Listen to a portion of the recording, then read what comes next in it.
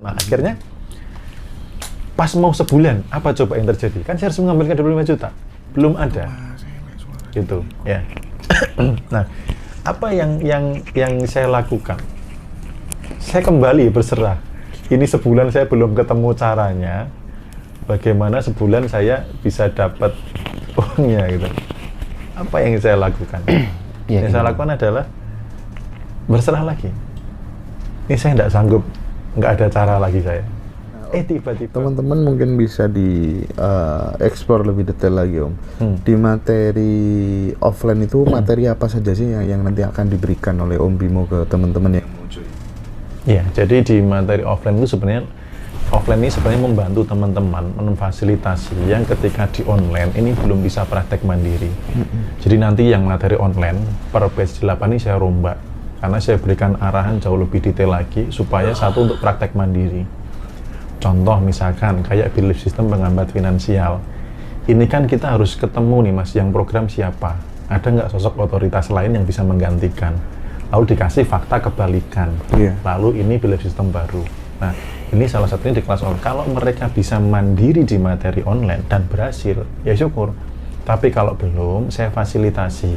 Mari ketemu di offline, saya pandu. Gitu. Tapi kalau yang belum, bisa melakukan sendiri. Kemudian contoh lagi evaluasi dari saya dari 1 sampai batch 7 di bagian materi ketetapan hukum semesta yang saya dicintai semesta, saya dilayani semesta, semesta infinity dan lain sebagainya, itu sebagai dasar untuk menarik keajaiban itu ternyata belum dalam nancapnya di bawah sadar.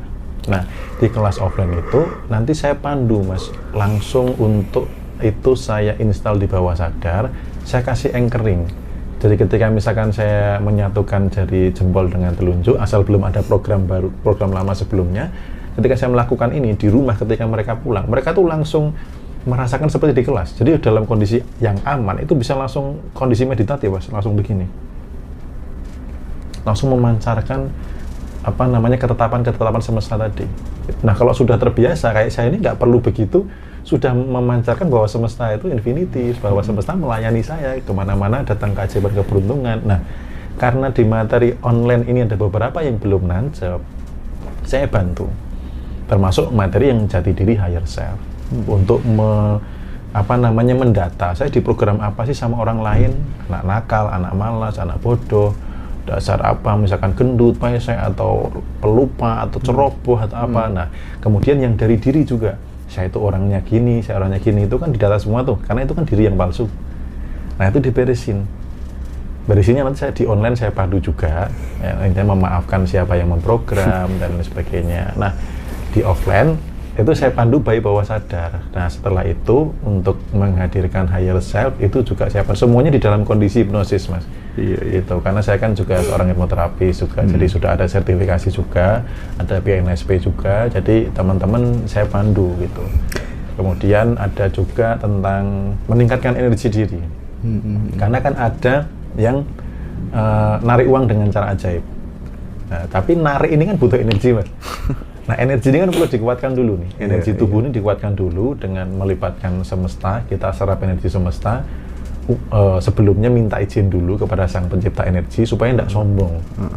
Jadi ketika dapat energi ini karenanya gitu loh. Nah, akhirnya apa? Dipakai buat narik uang. Jadi nyium uangnya saya ajarin, ngelus-lus uangnya saya ajarin, ngomongnya saya ajarin, sampai bergetar, sampai yang itu bisa dilakukan di rumah juga gitu. Jadi semua yang di offline itu nantinya bisa dilakukan mandiri di rumah. Nah, tinggal teman-teman nih ngulang-ulangnya. Kalau misalkan nanti ada yang kelupaan atau semangatnya loyo, saya menyediakan catering.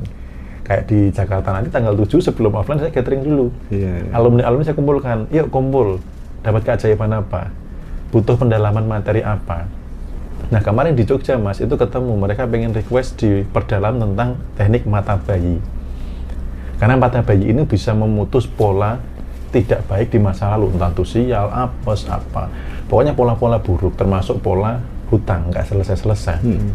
Karena pada prinsipnya benang merahnya bayi itu kan nggak ada adjustment, nggak ada berat, besar, tinggi, susah, sulit, sakit. Itu bayi nggak merasakan itu, belum tahu itu gitu. Jadi ketika dikembalikan ada sebuah peristiwa, disuguhkan dengan teknik mata bayi sampai pada ini apa ya? sebentar, ini apa ya? Sampai dia tidak mengenali apa itu, dia di titik yang kosong. Nah, setelah kosongnya ada 2 pilihan. Satu, menunggu petunjuk intuisi. Yang kedua, diprogram kebalikannya, positifnya. Jadi mata bayi ini ketika orang ada problem atau apa, bisa diulang di rumah, dilihat aja. Kayak ada orang nyebelin, saya lihat aja. Ini apa sih? Sampai perasaan itu menjadi netral, kosong. Nggak ada adjustment. Kan bayi nggak ada adjustment, Mas. Iya. Bahkan dia ngelihat ibunya aja, Netral, ini apa ya? Ngelihat tembok aja, ini apa ya? Itu. Nah, kemarin pas di gathering Jogja, mereka minta diperdalam. Gimana sih benang merahnya mata bayi kok kayaknya simple? Ya memang simple, tapi dampaknya luar biasa.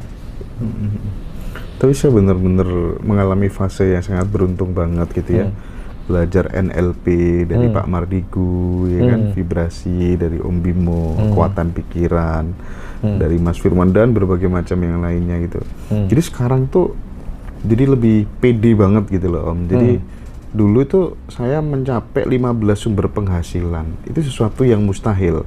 Sekarang aku pede, Om. Dari 15 aku pengen ke 30 ini. Betul. Kan harus begitu memang ya. Iya, betul. Tak terbatas, tak boleh dibatasi. Betul. Gitu ya. Untuk kemarin saya singgung bahwa circle dan sumber informasi. Maksudnya itu sudah di dalam track. Bener. Circle-nya nambah terus ya kan, sumber informasinya nambah terus. Ini testimoni real gitu.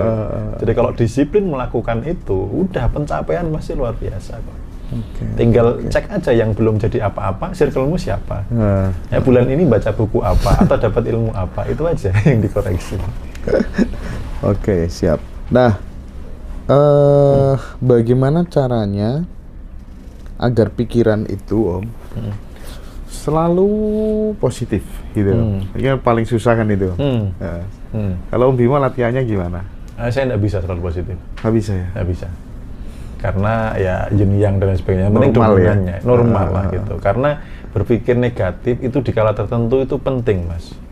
Misalkan kita punya partner nih, berpikirnya positif, itu rawan ditipu malah, Mas. Jadi alarm-alarm itu ada karena berpikir negatif. Coba misalkan anak nih, didiemin aja di kamar, berpikir positif. Kalau nggak dikontrol, bahaya, Mas. Betul. Itu jadi banyak orang yang terjebak akhirnya selalu berpikir positif. Enggak. Yang betul itu bukan berpikir positif, berpikir benar gitu. Jadi bukan berpikir positif, tapi usahalah berpikir benar. Karena negatif di kadar tertentu itu benar. Siap.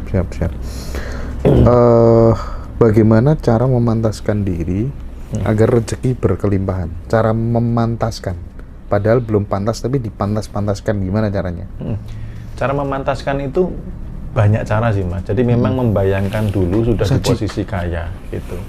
Jadi membayangkan dulu yang saya lakukan itu kan saya pernah seminar-seminar MLM atau apa gitu. Nah, itu ketika saya ke hotel, saya memantaskan, oh ini saya bisa nginep di sini, ngirup aroma ininya. Jadi memantaskan dari sisi fisiklinya dulu, melayakkan dirinya dari sisi, wah ini saya layak kaya. Membayangkan itu harus mampu dulu, Mas. Gitu ya. Gitu loh. Karena kalau nggak mampu membayangkan, bagaimana mewujudkan? Iya bener ya. Gitu. Nah kadang orang tuh pengen kaya, bayangin kaya aja nggak mampu gitu. Bayangin rumah yang mewah, nggak mau. Yang dipakai dasar adalah data sekarang dan database masa lalu. Saya nggak mungkin akan kaya gitu. Nah, melayakkan diri dari sisi itu. Dari sisi spiritual, itu kan sudah jelas bahwa kita itu di dalam tanda kutip digaji berapa di dunia ini sesuai dengan kelayakannya menilai kita.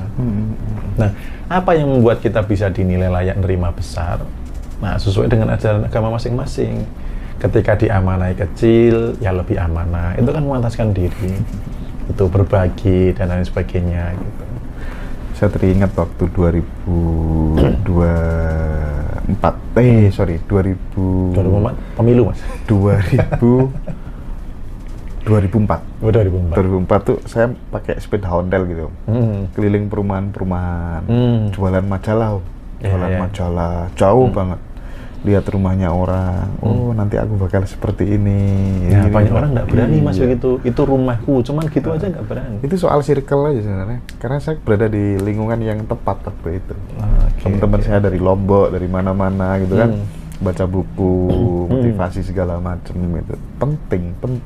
Andai kata saya nggak di rumah aja nggak ada teman seperti itu ya, waduh. Iya, benar, betul. Pikiran. Nah, Bagaimana dengan orang yang pekerjaannya seperti psikolog, konselor yang dimana termasuk pekerja sosial yang mau tidak mau menghadapi berbagai macam masalah orang sekitar? Apakah profesi mereka bisa dikatakan kurang baik karena selalu bertemu dengan energi negatif? Apakah setiap hari mereka harus bisa bersihkan diri? Itu Om. Ya, jadi kembali lagi ke vibrasi ya Mas, karena itu kan rumus kehidupan. Lanjutkan. Nah, ketika orang-orang yang psikolog, kemudian orang-orang yang seperti itu baiknya ketika melakukan profesi itu netral. Baiknya melakukan profesi itu netral, karena kalau nggak netral nanti jadinya apa? Ikut merasakan, ikut membayangkan dia sedang seolah-olah seperti mengalami. Jadi bahaya itu kasihan, terus kemudian membayangkan rasa yang sama. Seandainya saya begitu bagaimana? Nah ini kan memancarkan vibrasi yang sama. Nah ketika memancarkan vibrasi yang sama, dia sedang menarik peristiwa yang kurang lebih sama. Jadi untuk yang konselor, psikolog itu berusahalah netral. Jangan sampai baper, ikut ke bawah perasaan. Kalau bersih-bersih diri itu gampang, ya, bisa dengan grounding, injek tanah tanpa alas kaki, bisa dengan mandi garam, bisa dengan meniatkan tertentu untuk bersih, bisa dengan berdoa juga bisa, minta dibersihkan. Jadi sebelum ke rumah itu diminta dibersihkan. Nah untuk yang punya profesi seperti itu, hindari nerima tamu di rumah gitu. Saya punya guru hipnosis juga, terapinya itu bukan di rumah gitu, tetapi dia ada beli rumah khusus yang hanya untuk terapi, nggak ditempati keluarga, supaya energinya ini nggak campur dengan keluarga.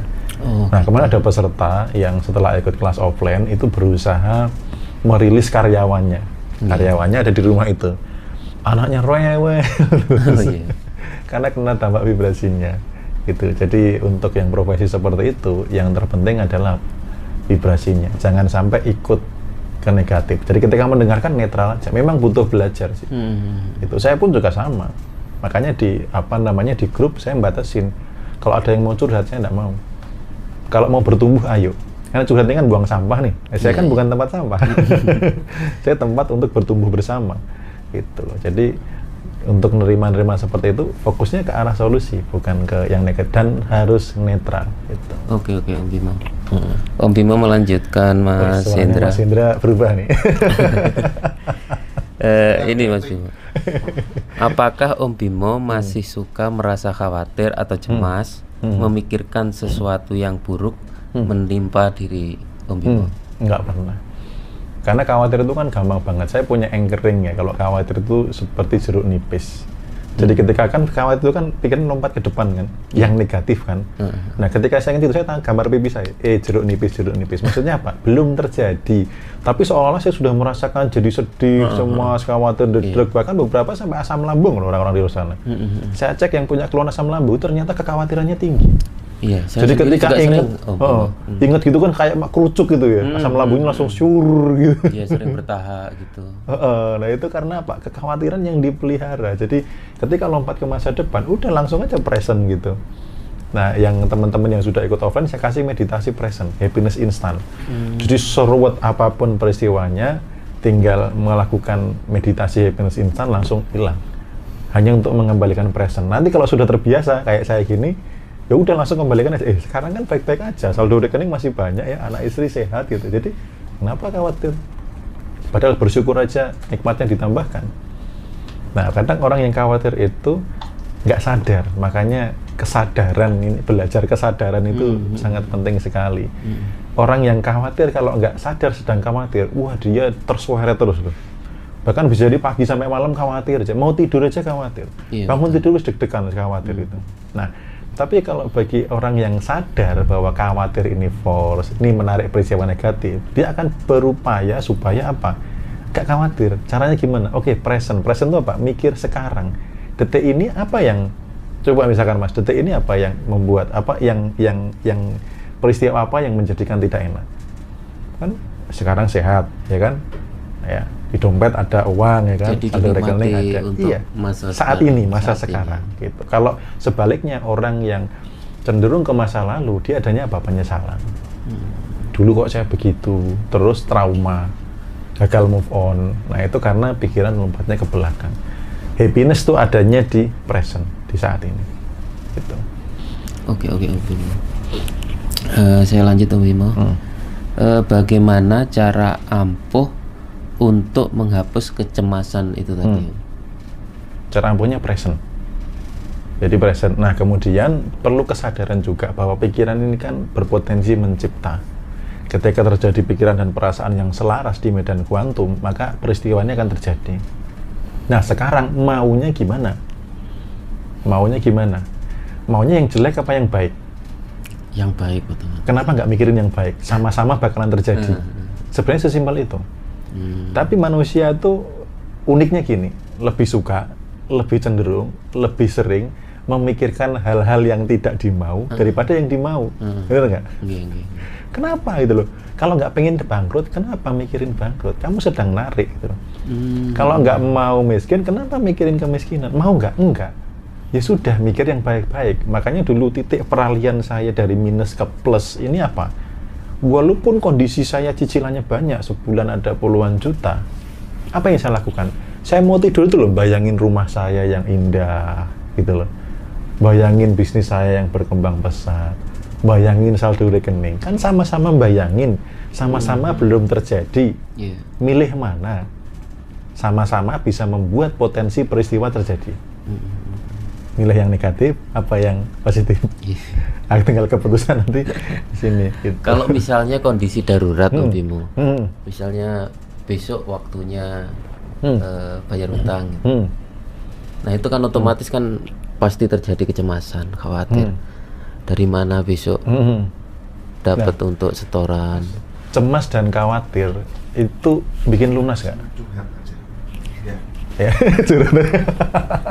Ini termasuk aku juga. Lanjut Om Bimo. Jadi ketika saya juga ngalamin Mas, saya ngomong begini saya juga ngalamin. Jadi ketika besok ini jatuh tempo, saya ini besok harus bayar ke investor 25 juta. Sementara nggak ada Mas uangnya. Gitu. Kan sama-sama mikir khawatir, apakah lunas? Pertanyaan gitu. Bahkan dari tanggal 1 sampai ibaratnya jatuh temponya khawatir terus, lunas nggak sih? Kan nggak lunas. Gitu.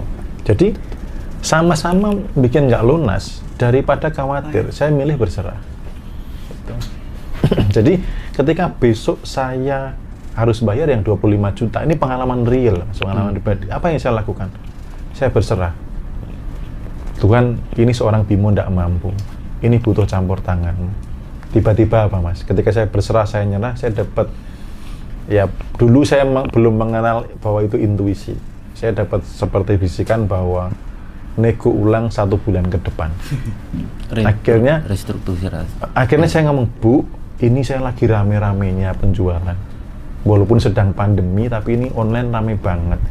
Boleh nggak saya undur sebulan aja, Bu? Oke deh Mas, nggak apa-apa. Tapi nanti Oktober pastikan ya, karena Oktober anak saya mau menikah. Iya Bu, saya pastikan. Pokoknya saya minta waktu sebulan aja. Nah sebulan apakah saya tahu Mas? Nggak tahu juga. Yang penting saat itu saya diselamatkan oleh petunjuk, bukan dari kekhawatiran, panik, gerusa-gerusu itu loh. Karena kalau panik, gerusa-gerusu, khawatir, bisa jadi keputusannya salah. Iya, betul. Tapi ketika ketenangan, ada petunjuk. Nah, ini dilanjutkan nggak nih ceritanya sampai akhirnya jadi lunas? Nah, ini karena ini cerita real ya, pengalaman pribadi gitu. Nah, akhirnya pas mau sebulan, apa coba yang terjadi? Kan saya harus mengambilkan 25 juta. Belum ada. Gitu, ya. Nah, apa yang saya lakukan? Saya kembali berserah. Ini sebulan saya belum ketemu caranya. Bagaimana sebulan saya bisa dapat uangnya gitu. Apa yang saya lakukan? Yang saya lakukan adalah berserah lagi. Ini saya tidak sanggup, nggak ada cara lagi saya. Tiba-tiba Mas, Bapak nelpon. Nang, Le, gitu ya. Ini tadi ada petugas BRI nelpon. Yang kemarin bisa ditutup, tapi harus ngambil lebih banyak. Enggak apa-apa. Siap. Itu kejadian real. Di top up ya? Di top up. Padahal saya nggak minta, nggak mengajukan. Wah, 25 jutanya selamat dulu. Yang pentingnya selamat dulu. Coba ketika saya panik Mas, bisa jadi saya nyari pinjaman sana sini, bisa jadi jual ginjal atau apa, nggak tahu. Tapi karena ketenangan itu pasrah, ada walaupun itu belum keajaiban lunas. Habis itu saya akan ikut pelatihan bisnis online dan ternyata perusahaannya itu mau buat sistem mentoring yang omsetnya qualified itu diundang. Nah saya merasa omset saya itu belum nyampe. Tapi pas saya makan itu sampai mau tidur itu suaranya itu nggak mau hilang. Cek omset, daftar mentoring sekarang. Jadi untuk ngelamar jadi mentor. Akhirnya saya cek dari 2 platform Shopee dan Tokopedia memenuhi syarat ternyata. Loh, ternyata omsetku cukup. Akhirnya saya daftar, bisa nggak mas dari 2 toko? Oh bisa, yang penting toko dikelola sendiri. Oke, akhirnya saya interview, diterima. Nah dari situ saya dapat momen ahanya, ini peluangnya gede banget. Akhirnya belum sampai, ini kan bank tadi ya, belum sampai harus lunas sudah saya beresin. Karena itu, jadi saya benar-benar narik yang 150 juta yang pernah saya bahas di TikTok, itu dapat nggak nyampe dalam 1 bulan. Yang tadi hanya 25 juta, akhirnya semuanya sampai kartu kredit semua pokoknya itu saya bereskan. Keren. Itu. Jadi awalnya jadi mana dan berserah, pasrah. Iya betul. Saya sendiri juga pernah ngalami Om Bimo. Jadi waktu besok jatuh tempo, terus pinjam sana, pinjam sini juga nggak dapat, mentok. Akhirnya ya pasrah itu. Ya mungkin karena tingkat kepasrahan yang benar-benar yang tinggi. Pagi-pagi baru buka toko, ada teman datang, nawarin dana Om Bimo. Kamu butuh dana nggak? Nih dipakai dulu nggak apa-apa. Nah itu kan termasuk keajaiban. Nah makanya itu kan sebenarnya berpola mas keajaiban itu. Ketika apa? Sudah angkat tangan, sudah berserah total, nyerah gitu loh. Iya. Nah bagaimana sekarang itu disetting di awal. Jadi dari awal melakukan sebuah karya, jangan sok jagoan. Oh iya. Gitu loh. Jadi dari awal ini Tuhan, kalau nggak karenamu saya nggak bisa menjadi hebat luar biasa. Dari awal ini ayo jalan bareng. Kalau aku capek, gendonglah aku. Tunjuki jalan yang bagus, permudah sekarang. Itu dari awal. Jangan dari awal sok jagoan, nanti menunggu detik-detik akhir lagi. Takabur. Gitu. Jadi vibrasi yang masa-masa akhir tadi dipindah ke awal melakukan sebuah karya. Gitu.